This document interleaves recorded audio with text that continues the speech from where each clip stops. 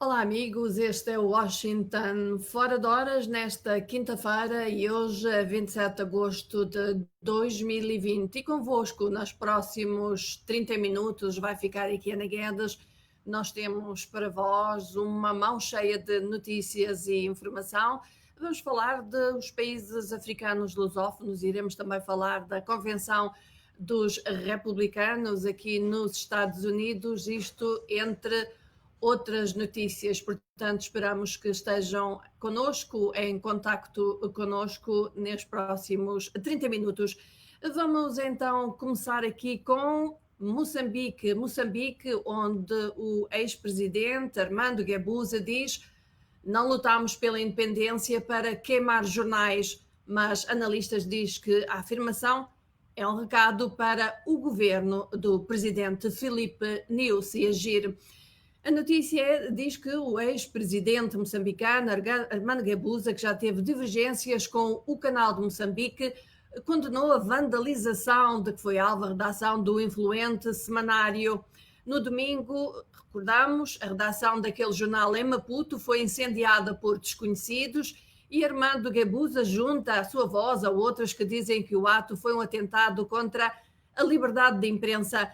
Para Guebuza, a história do Canal de Moçambique é terrível, não faz sentido, diz ele. Nós não lutamos pela independência para queimar jornais, nós defendemos a liberdade e trabalhamos para que essa liberdade permaneça, afirmou o ex-presidente.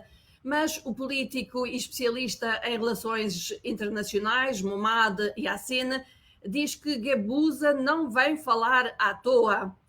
Diz ele que há duas perspectivas nas afirmações do ex-presidente.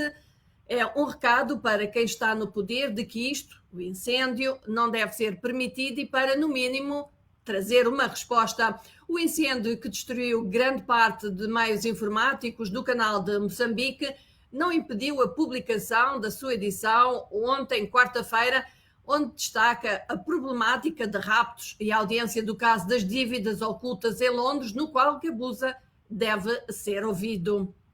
Entretanto, a criação de uma força conjunta entre o governo de Moçambique e a Total está a levantar dúvidas.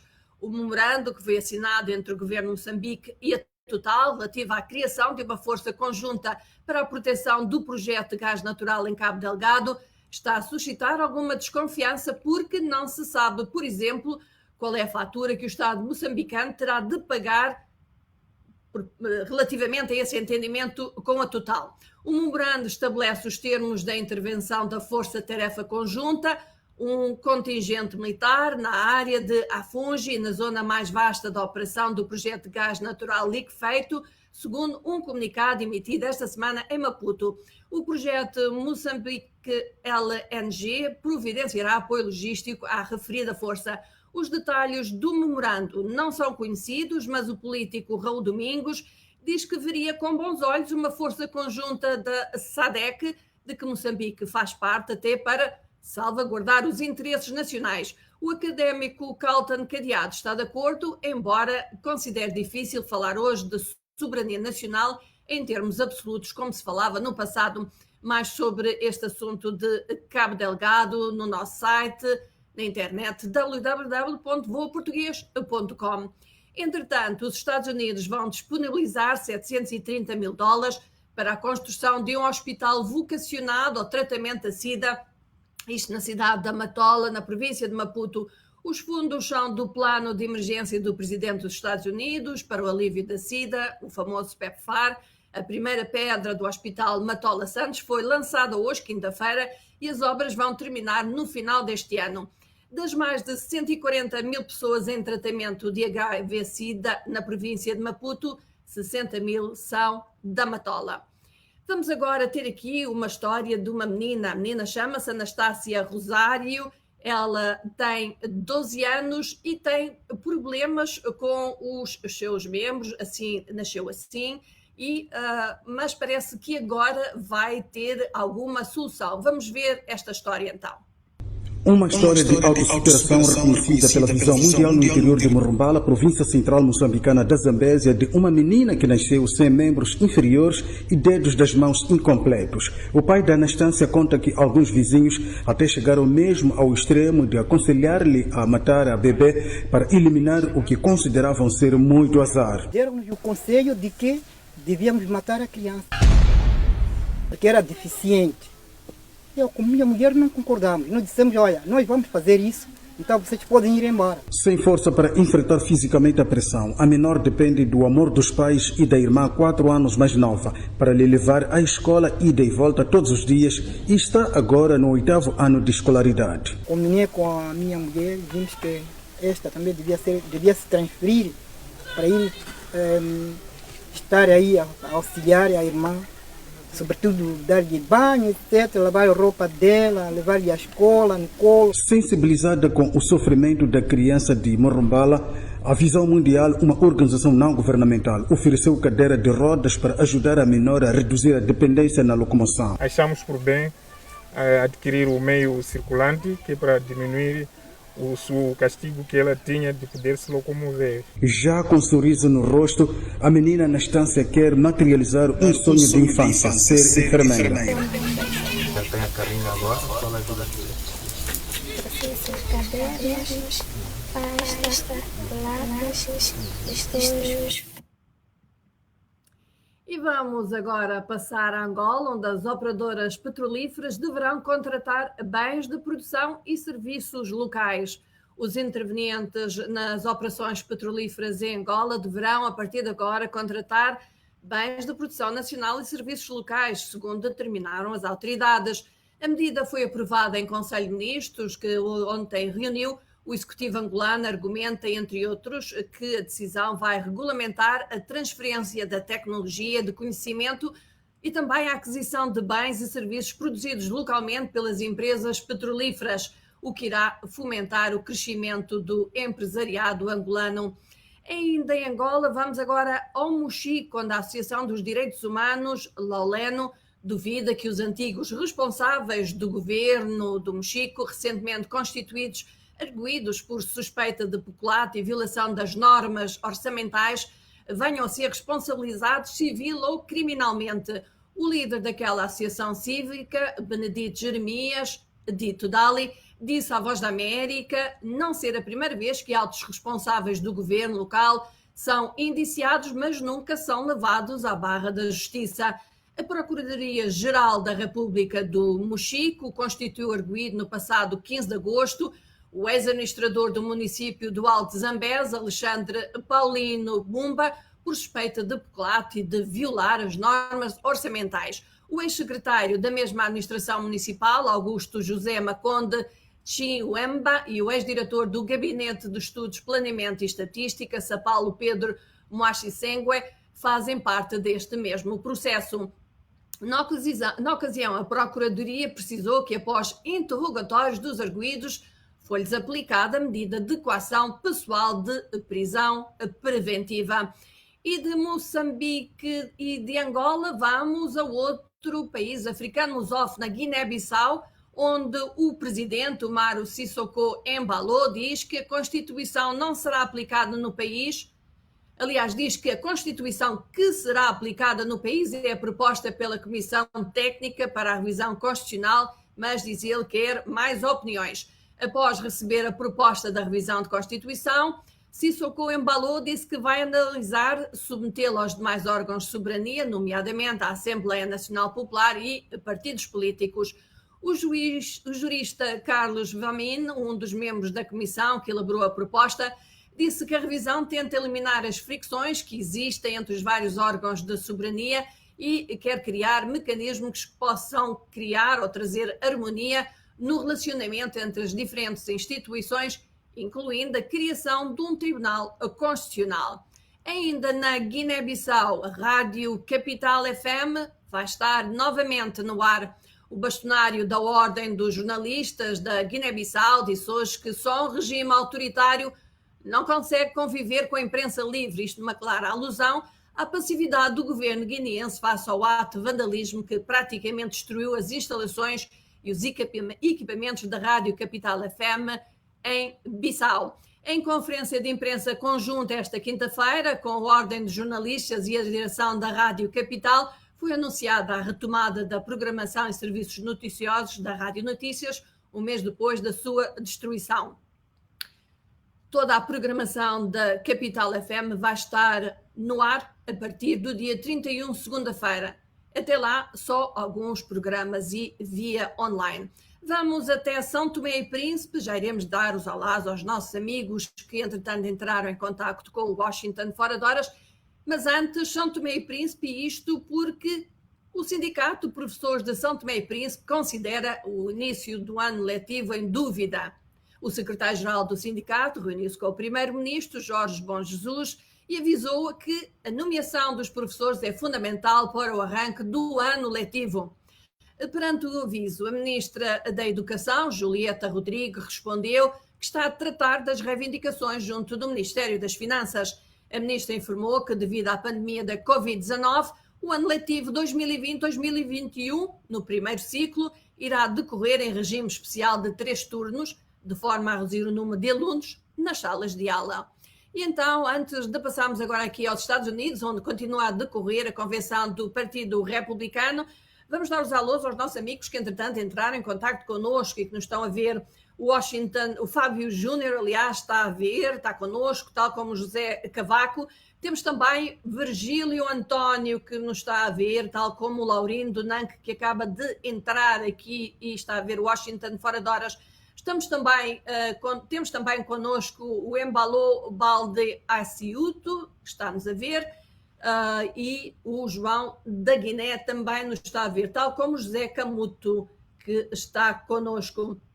Temos ainda o Bubacar Jau e o Alberto Simão da Rosa, que estão connosco. Temos também connosco o Joaquim Matavel, diz: boa tarde, estou ligado a partir de Maputo, bairro da Pulana Caniço, a agradecer à organização não governamental que ajudou a menina deficiente na província da Zambésia. Aliás, nós esperamos que tenhamos mais vídeos sobre casos parecidos com este, em que há organizações não governamentais com possibilidade de ajudar pessoas em dificuldade, não só pessoas deficientes, mas com outras dificuldades. Temos também connosco o Júnior Pedro Vita Filho Simba, temos também a Genoveva Pontes. Olá, boa tarde, bom dia, boa tarde ou boa noite, dependendo de onde estão a ver-nos.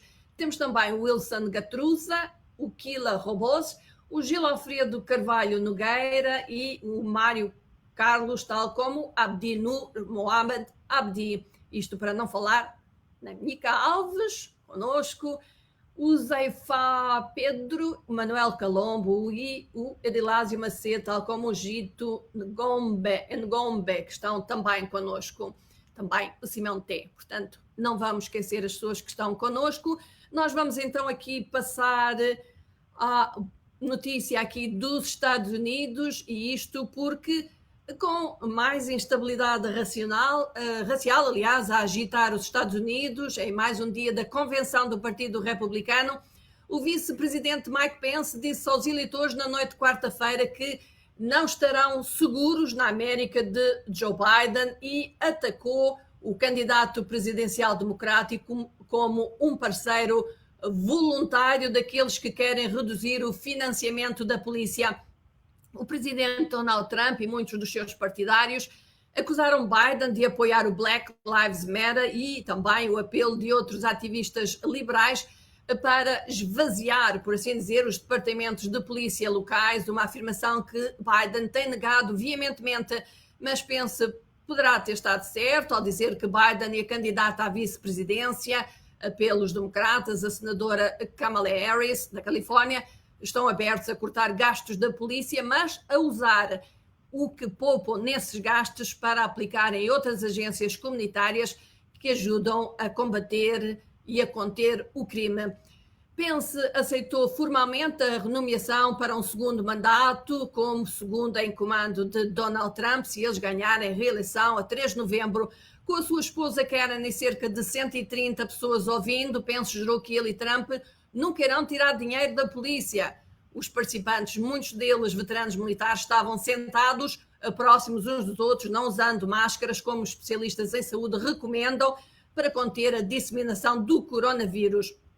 Entretanto, no meio desta convenção, a turbulência racial irrompeu na cidade de Knotstad, onde a polícia contra um homem negro, Jacob Blake, desencadeando protestos ruas contra a polícia, enquanto alguns foram incendiados. Um jovem do estado vizinho de Illinois, pela morte de 2 manifestantes.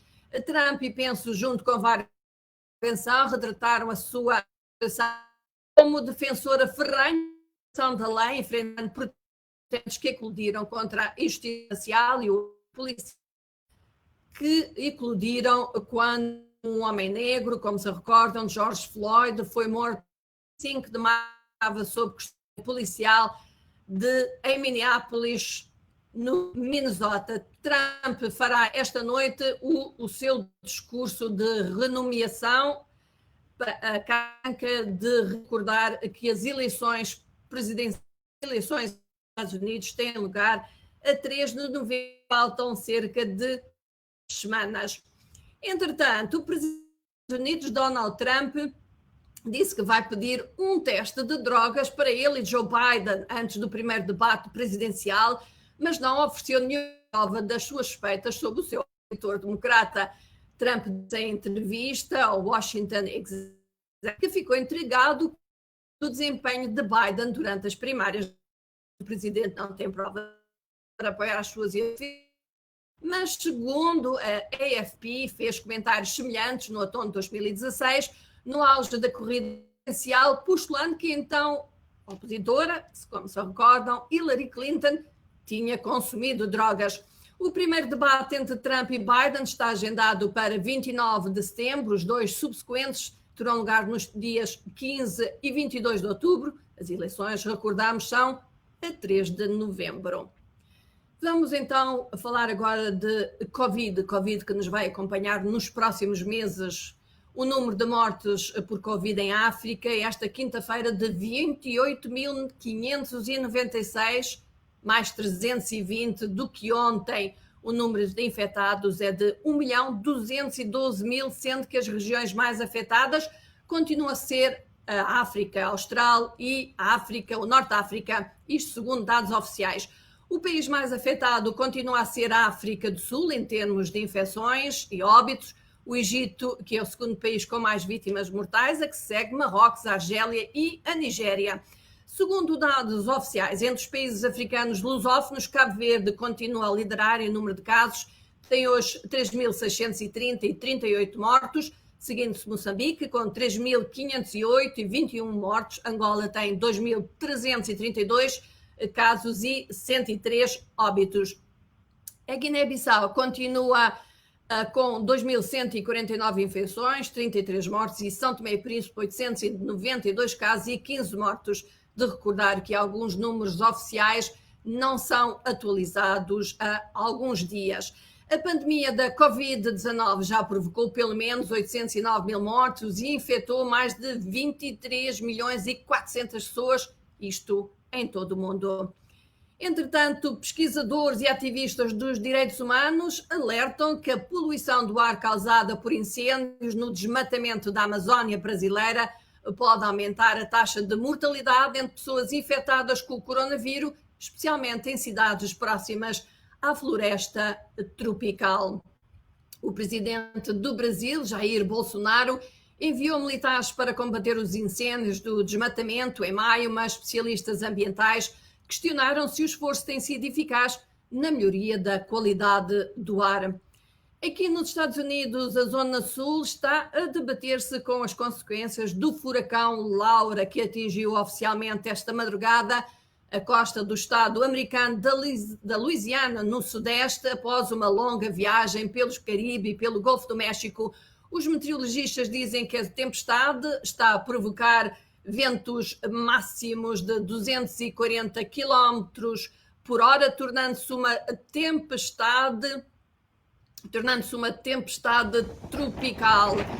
Portanto, estão a ver imagens de quando o Laura entrou, por assim dizer, em terra Partes da Louisiana estão fustigadas pelos ventos extremos, tempestades catastróficas e inundações à medida que o Laura prossegue a sua caminhada a uma velocidade de 24 km por hora, atravessando o estado em direção ao norte, podendo provocar inundações. As previsões dizem que o furacão pode mesmo voltar a ser uma tempestade tropical assim que atingir o Oceano Atlântico.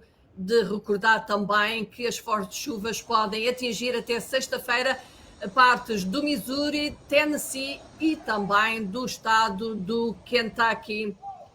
E vamos agora falar de África. Vamos à África, à Nigéria, onde foi anunciada a retomada dos voos internacionais de e para o país nesse sábado, o que vai acontecer pela primeira vez em 5 meses, depois de terem sido suspensos a 23 de março devido às restrições para desacelerar a disseminação do Covid-19. Os primeiros voos internacionais vão chegar à capital federal, Abuja, e à capital comercial, Lagos. Todavia, foi anunciado que os viajantes terão que fazer um teste de coronavírus antes da partida e têm que pagar por um segundo teste ao chegarem à Nigéria. O governo federal também pretende impor multa de 3.500 às companhias aéreas que pacientes com o coronavírus embarquem.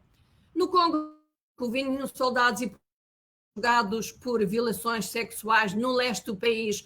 O juiz-presidente, o Major Yongwe militar, está a julgar os acusados na província de Kivu do Sul, desde segunda-feira, na presença de 23 das suas vítimas que se uniram civil. As mulheres são apoiadas pelo ginecologista congolês Denis, distinguido, recordam-se, com o Prémio da Paz em 2018, e a sua fundação Panzi. Contra os 21 pesam acusações de violações e agressões sexuais cometidas numa região estabilizada por grupos banditismo. No Mali, a coligação de protesto contra o ex-presidente Ibrahim Boubacar Keïta afirma-se disposta a trabalhar com a junta que o destituiu num processo para restaurar o governo. Os novos governantes militares receberam formalmente os líderes do movimento 5 de junho pela primeira vez desde que tomaram o controle do país em golpe quase sem derramamento de sangue. Aliás, passado dia de agosto, Keïta, de 75 anos, foi expulso por oficiais do exército que lideraram um golpe. O segundo, em uma vez, colocou os holofotes dos países mais instáveis de África, que luta contra uma revolta jihadista e uma crise económica. O golpe foi condenado por quase toda a nacional e uma missão da CEDEAO falhou 2 vezes para as partes na altura, portanto, Keïta e o seu governo deste movimento 5 de junho. Apoiantes do ex-presidente, continuamos em África agora, Costa do Marfim, apoiantes do ex-presidente Laurent Gbagbo, que reside na Europa depois de ter sido julgado pelo Tribunal Penal Internacional, vão apresentar a sua candidatura ou candidatura em seu nome à eleição de outubro, que terá lugar a 31 de outubro, mais exatamente. A eleição no maior produtor de cacau do mundo deve decorrer num ambiente tenso, após anos de turbulência política e guerra civil. Pelo menos 8 pessoas foram mortas e cerca de 100 feridas em confrontos que eclodiram desde que o presidente Alassane Ouattara anunciou a 6 de agosto a sua decisão de concorrer a um polémico terceiro mandato, isto depois do seu escolhido Coulibaly ter morrido de repente. O regresso de Gbagbo à política nacional é altamente sensível porque o país continua marcado por um conflito que eclodiu após as eleições presidenciais de 2010, quando ele recusou entregar o poder então a Ouattara. Cerca de 3.000 pessoas perderam a vida em vários meses de violência. Entretanto, hoje também um outro ex-presidente, Henri Konan Bédié, de 86 anos, que concorreu também nas eleições de 2010, apresenta a sua candidatura ao escrutínio de outubro. Vamos agora à Bielorrússia, sobre a qual o presidente russo Vladimir Putin pediu hoje às autoridades da Bielorrússia e à oposição que encontrem uma solução para os distúrbios políticos que eclodiram por causa da disputa eleitoral. As partes neste processo, disse Putin, têm o bom senso de encontrar uma saída sem recorrerem a extremos, disse ele numa entrevista que deu à televisão estatal russa. Horas antes, a polícia tinha detido dezenas de manifestantes reunidos numa das praças da capital Minsk ao dispersar o protesto que ali decorria contra Alexander Lukashenko, que foi reeleito a 9 de agosto para um 6º mandato. Dezenas de milhares de manifestantes alegam que os resultados oficiais das eleições presidenciais de 9 de agosto, nas quais Lukashenko obteve 80% dos votos contra apenas 10%, para a principal candidata da oposição, Svetlana Tikhanovskaya, são fraudulentos. Os ministros dos negócios estrangeiros da União Europeia reúnem-se entre hoje e sexta-feira em Berlim, um encontro informal dominado pelas discussões exatamente sobre a situação na Bielorrússia, mas também a tensão existente neste momento no Mediterrâneo Oriental com a Turquia e as relações também com a Rússia. Portanto, estas imagens que nós estamos a ver são de Minsk, na Bielorrússia. E vamos agora aqui passar, quase nestes minutos finais, ao nosso trending. O trending nesta quinta-feira no Twitter tem o nome de Jeff Bezos, depois de ele ter sido considerado a primeira pessoa na história a valer 200 bilhões de dólares. São muitas notas, de facto.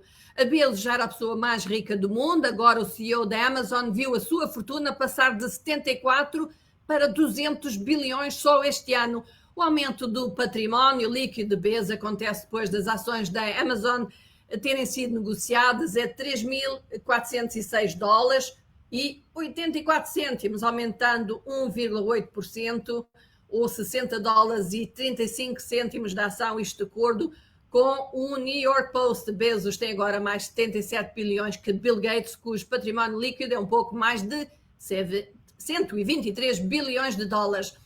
A diferença que nós conhecemos é que Bezos não tem nenhuma obra de caridade, contrário a algum projeto de ajudar os outros, contrariamente ao que acontece com Bill Gates e a sua mulher Melinda Gates. Também de referir que a questão da pandemia, que levou muitas pessoas a não saírem de casa e irem fazer compras, também terá contribuído para este aumento da fortuna de Jeff Bezos, uma vez que as pessoas usam o Amazon para fazerem as suas compras. No Facebook, o trending pertence às jovens sul-coreanas Blackpink e à cantora americana Selena Gomez. Falta apenas um dia para o lançamento de Ice Cream e estas cantoras pop estão a carregar nos teasers promocionais. Um grupo sul-coreano publicou um vídeo, o grupo, aliás, sul-coreano já publicou um vídeo que eles chamam um teaser e tem até agora 1,5 milhão de visualizações. Ice Cream é lançado amanhã, sexta-feira. No Instagram, os embaixadores do Unicef, Katy Perry, que acabou de dar hoje à luz uma menina, e Orlando Bloom, um namorado, como dissemos, dão hoje as boas-vindas à menina Daisy Dove Bloom. Bloom partilhou uma fotografia das mãos da bebê e da mãe e escreveu uma longa descrição sobre o quão feliz e afortunado eles são por ter corrido tudo bem numa altura em que muita gente não podia dizer o mesmo, especialmente devido à Covid-19. Orlando Bloom é ator e Katy Perry é cantora, ambos são embaixadores da boa vontade da Unicef, e Bloom aproveitou a oportunidade para lembrar que ainda há muitas mães que morrem durante o parto, que há ainda muitas necessidades para suprir em termos de vacinação, de técnicos de saúde bem informados e acesso a um sistema de saúde de qualidade. Por isso, e para celebrar o nascimento da filha, Bloom anunciou que o casal criou uma página de doações para ajudar essas comunidades mais carenciadas. No YouTube não há muitas mudanças em relação ao dia de ontem. Dynamite, dos BTS, continua a liderar o trending na plataforma, tendo ultrapassado os 216 milhões de visualizações. De recordar que BTS é um grupo pop masculino da Coreia do Sul. O trailer da Wonder Woman 1984, ou Mulher Maravilha 1984, continua a contar bons números, 12 milhões de visualizações. E no website da Voz da América, www.voaportugues.com, os artigos que chamam a atenção dos internautas, Fábrica de Explosivos de Moçambique, faz parte da rede investigada por fornecer explosivos a terroristas. MPLA irritado com desrespeito a José Eduardo dos Santos. E o nosso Angola Fala Só desta sexta-feira vai falar de direitos humanos. Vamos falar com João Malavindel, é o diretor da Organização dos Direitos Humanos Omonga, e o tema é o aumento da violência policial durante a pandemia do Covid-19. O programa, como sabem, é pré-gravado, mas a sua participação é sempre essencial. Envie as suas perguntas ou comentários para o WhatsApp da Mostra da América, mais 908-652-4584, ou via Facebook. Lá irão encontrar então o nosso anúncio promocional relativamente ao Angola Fala Só desta sexta-feira com João Malavindela. E antes de nos despedirmos, vamos dar aqui o alô e agradecer a participação da Celestina Silva. Temos também connosco o Domingos Juquei, creio eu que é isso o nome dele. Se eu olhar aqui talvez para o meu telefone, talvez seja mais fácil de ler. Exatamente, Domingos Julei, assim aqui é, ele está em Maputo. Temos também Assis Souza Ponte, temos connosco Mustafa Admin, a Maria Helena e o Simão Francisco estão também, ou estiveram connosco, Brown Diogo, Rosa Maria Moraes, Titi Felgueiras e Guido Laires Neves também connosco. Portanto, aqui alguns dos nossos amigos que nesta quinta-feira estiveram connosco, 27 de agosto de 2020, Washington Fora de Horas, foi transmitido, como sabem, em situação especial, como nós costumamos dizer, é um Washington Fora de Horas alternativo, em que falamos aqui da África lusófona, falamos também da Convenção dos Republicanos aqui nos Estados Unidos e também do Trending. Nós despedimos-nos, vamos voltar amanhã com o João Santa Rita para mais notícias, mais 30 minutos de Washington Fora de Horas, quero eu dizer. Hoje convosco Estevana Guedes, que se despede de todos com um abraço. Amigos ouvintes, um bom dia de quinta-feira para todos. Então, bye bye.